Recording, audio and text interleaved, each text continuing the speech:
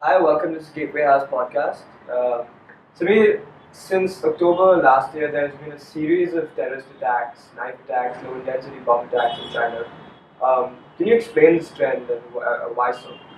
The trend is very clear. In terms of the basic elements of any terrorist attack, the speed, the surprise, and the intensity, the militants have executed that to the perfection. So, if you, for instance, look at the Kunming attack, everybody knew that the violence can be committed by using knives.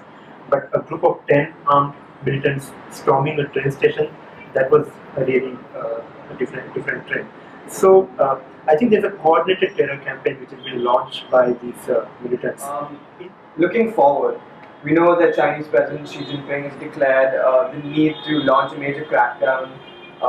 What will a Chinese offensive on terrorism or Chinese crackdown on terrorism really look like? Given what they have been doing so far, I don't think it will be any different in the sense that there will be more repression on the Xinjiang Muslims. But I presume that there will be now greater pressure on the Pakistani authorities. Chinese have been telling the Pakistani authorities to pay attention to all these Uyghur Muslims and the ETI militants which are there. And Pakistan also reported some of them back to China.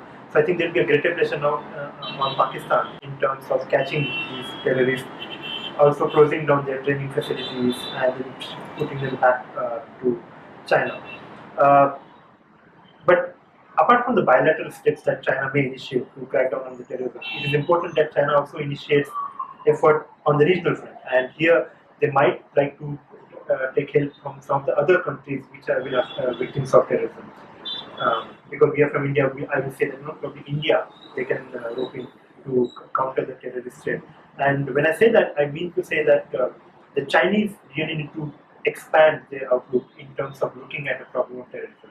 As I've been saying repeatedly, the Chinese take a very limited view of the terrorist threat. So any Uyghur militant or the ETI militant which is hitting at them, that's terrorism for them. But they don't take the same kind of approach to other terrorist groups. Probably they have something on Al Qaeda, but clearly they don't have that kind of approach to Lashkar-e-Taiba.